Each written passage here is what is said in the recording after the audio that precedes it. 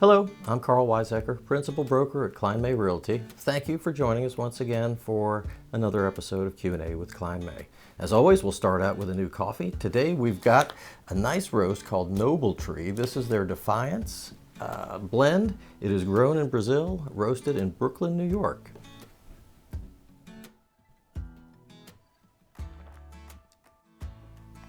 That's just fantastic. I would say that's probably my top three since we've been doing these. That is super rich, almost has a sweetness like there's brown sugar or some kind of sweetener in there. That's really, really good.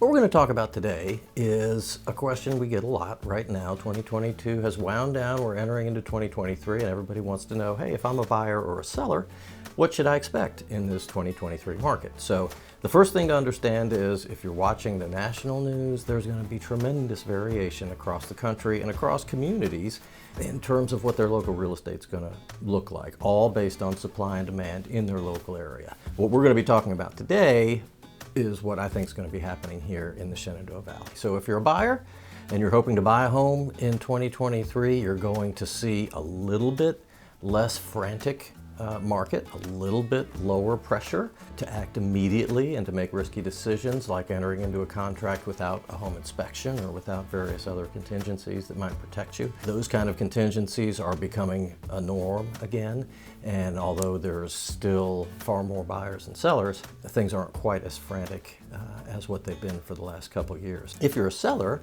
I think you're still going to be in control, although it's super important to realize not to the extent that sellers have been in control in the past. It always comes down to supply and demand, and right now there is an undersupply of homes. So buyers are going to be competing for those homes, and sellers will get the benefit of that in terms of continually increasing prices. Even though buyer activity has diminished because interest rates are up, prices continue to go up across the Shenandoah Valley in most places in the neighborhood of 10% a year.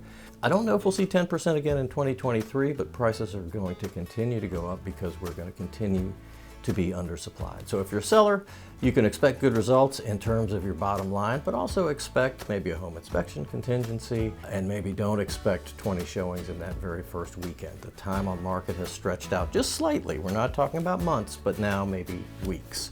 So a little more balanced market.